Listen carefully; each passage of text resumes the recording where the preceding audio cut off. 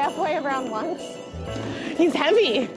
So I'm down here at the Made in Philly Market at City Hall in Center City, Philadelphia with Dan Duffy from The Art of Words. And if you're looking for a great Christmas gift for the sports fan in your life, in Philly here, he's known as Philly Word Art. And I'm very familiar with your work. I have a ton of your pieces. I actually have this piece right here hanging in my house.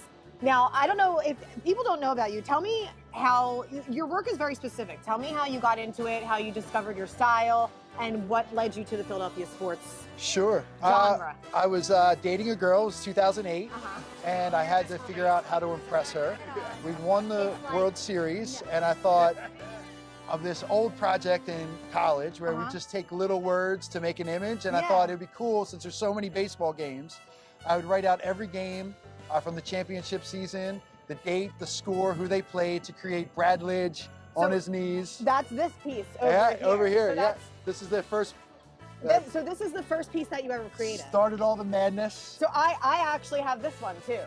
I have this one too. And I remember when you started making art and producing it, and now you're here at the Made in Philadelphia Market where you have your own stand. And not only that, but his stand is prime real estate because it's right across from the Rothman Orthopedics ice rink.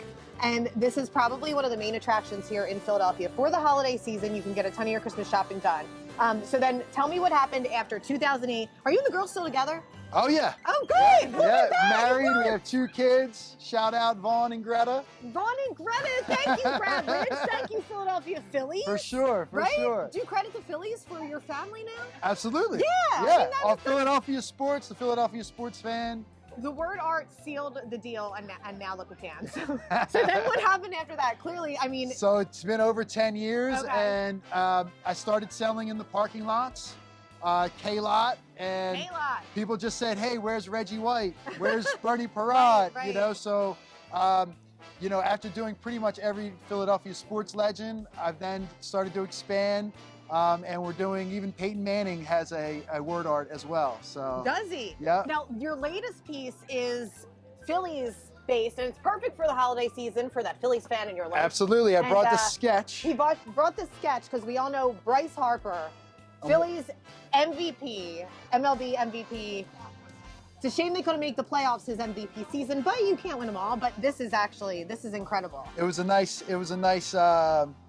For not making the playoffs, it was pretty cool that he won the MVP. Yeah, for sure. And with this piece, I'm going to be writing the date and how many RBIs and home runs he hit that game. Okay. So I'm working on this now. As soon as we get done, I'm going to have this available for the holidays, for sure. So one of the other pieces that the Art of Words has this holiday season is a 2022 calendar, and this is Dan Duffy's right-hand man, Mark. Mark, I didn't get your last name. Would you mind telling the people what that is? Franzen. Mark Franzen. And Mark, you're like the calendar expert, right?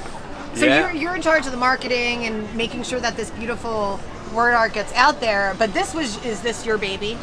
This is kind of all of our baby. It's a group effort. Basically, each month features a different piece of Dan's artwork. But the real fun in this is getting to see Philly firsts, even ones you think you didn't even need to know. So Shibe Park, we're going back to the early 1900s now. The date Shibe Park opened. Like every even obscure dates when the first Wawa opened its doors, we got Nova's 2 championships. Rest in peace, Harry Callis. Always remember that day.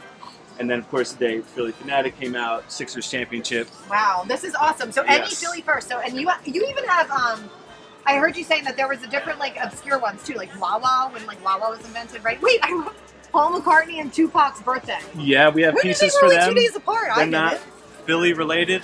Tupac actually never did a concert in Philly. I believe him. She had one, but it was actually canceled beforehand. Well, because he can't. It's the East Coast. That was that East Coast, West Coast stuff. It was. That was bad blood at the time. So yeah, All-Star Game when the zoo opened, Live Aid. Bamboo Brad hits walk-off slam versus Nats. So that's even what happened this year. Yeah, we got real nitty-gritty with these. This is amazing. What pictures do you use? Do you just find an image that you like? And so he's been known to bow, you know, and present to everybody. Right. And the first time he was in Philadelphia, he went out to right field and did the bow. And so this is right before the bow, kind of an homage to the fan. And I just thought, rather than him getting all angry and screaming, which I like that too, him kind of looking up to the fan, appreciating the Philadelphia fans. And you can see the sincerity on his face, and that's what makes your work so special, is that it's so thoughtful. People look at your art and they think, oh, well, that's just a picture of Brian Dawkins, but you put so much thought into what picture you were going to use, and you put so much thought into the words that are behind the image. Again, he was the one that kind of lead the team in the Fly Eagles Fly song at the end of every touchdown. So he's also known for his pregame speeches. So looking up at the fans, singing Fly Eagles Fly, but using his pregame speeches to create the image, and his all-time stats at the bottom, Hall of Famer. And no curse words in this one, even though it's an NFL pregame speech, no curse words, but ending with hallelujah. Oh my goodness, that's perfect. Yeah, it's wonderful. Your work is really special. So that's the Philly word art, and then you're also the art of words, because if we look over here, here's some other, I guess, more, don't just do sports, you do different categories. So this is Boathouse Row. Yeah, Boathouse Row. The Beatles, this one's really cool. My dad would love this. Each one of the Beatles wrote the song that makes their column. Okay. And that's in for the Abbey Road album. So music, history, and sports. Sports has been dominating, but I started out with history as well. One of my first pieces was the Declaration of Independence to create the Liberty Bell. Beautiful. So love history, music, and sports. And between the three of them, they've been keeping me busy. Yeah, I'm sure, because there's an endless amount of objects and people and places that you can photograph.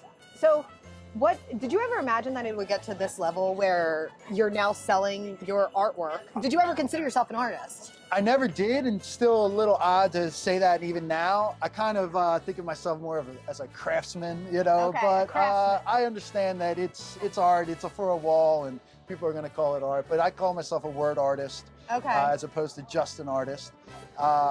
I never imagined it would be this.